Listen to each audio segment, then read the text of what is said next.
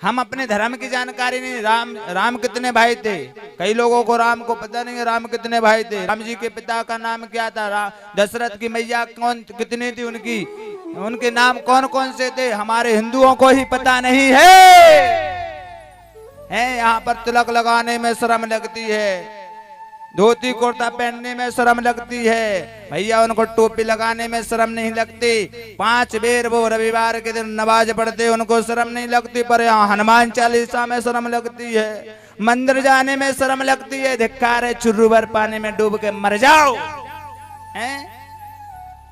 क्यों जन्म ले लिया? अरे हम भी हिंदू हैं, हमारे भी हनुमान जी हैं, हमें भी हनुमान चालीसा पढ़ना है। हैं? हमारे भी देवी जी, हमें भी दुर्गा चालीसा पढ़ना है। हमारा भी भगवान है, कृष्ण है, राम है, हमारे तो 33 कोट देवी देवता हैं। कहीं भी जा सकते हो। जैसे कि किसी को पराठे अच्छे लगते हैं, किसी को पूड़ी अच्छी लगती है, किसी को रोटी अच्छी लगती है, ऐसे ही अगर किसी को मर्यादा पुरुषोत्तम राम अच्छे लगते हैं तो राम को इष्ट बनाओ, और किसी को लीला पुरुषोत्तम श्री कृष्ण अच्छे लगते हैं, कृष्ण को इष्ट बनाओ। अरे किसी को भक्कड़ भूत बिल्कुल चुलम्बारे बोलते रहेंगे, शंकर भगवान चुलम पीते हैं तो हम वही, तो कोई शंकर को अपनाओ। पर हमारे देवता किसी से कम है क्या? बताओ कौन से कम है? एक ही बागेश्वर वाले महाराज जय जय कर रहे हैं, पूरी तबाही मचा दी भारत में। एक ही ने, हनुमान जी के भगत ने। तो ऐसे 4-5 और हो गए तो हिंदू राष्ट्र कल ही बन जाएगा। सुनाए बागेश्वर वाले महाराज जी धीरेन्द्र कृष्ण शास्त्री जी, उनने एक ही ने इतनी तबाही मचा दी इस भारत में कि सबकी ठठरी बांध दी।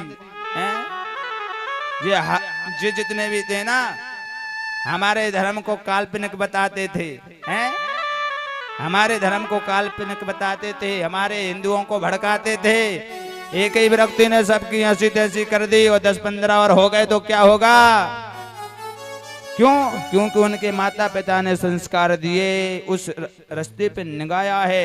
ऐसे हमें भी बच्चों को संस्कार देना चाहिए। खूब लड़ी मर्दानी वे तो झांसी वाली रानी थी, वीर शिवाजी की गाथाएं हमने सुनी, कहानी थी।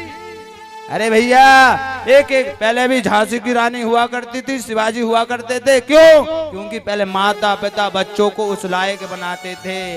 आज तो मोबाइल पकड़ा देते हैं, पबजी खेल रही है, 3 5 खेल रहा है की।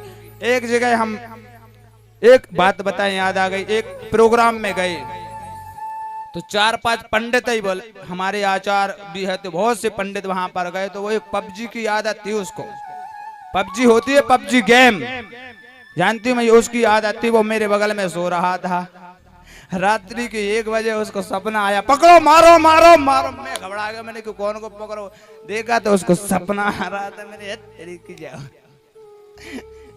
उसने मेरा ऐसी तैसी कर दी। ऐसे में होगा पबजी खेलने में? अरे भैया, धिक्कार है जीवन को। सनातन को जागना पड़ेगा, हिंदुओं को जागना पड़ेगा। हमारे देश में देखो ना अभी कितना तांडव चल रहा है न्यूज़ों पर, सोशल मीडियाओं पर। सनातन एकता बहुत जरूरी है इस समय में। क्योंकि बांग्लादेश में क्या हुआ, कश्मीर में क्या हुआ पता है आपको? बांग्लादेश में हिंदुओं को मारा गया, बहनों को काटा गया। ये अत्याचार हो रहा है, सब देख रहे हैं, आप भी देख रहे हैं। पर हमें एकजुट होना चाहिए, एक सूत्र में बनना चाहिए। तो यही तो शिक्षा यहाँ पर मिल रही है।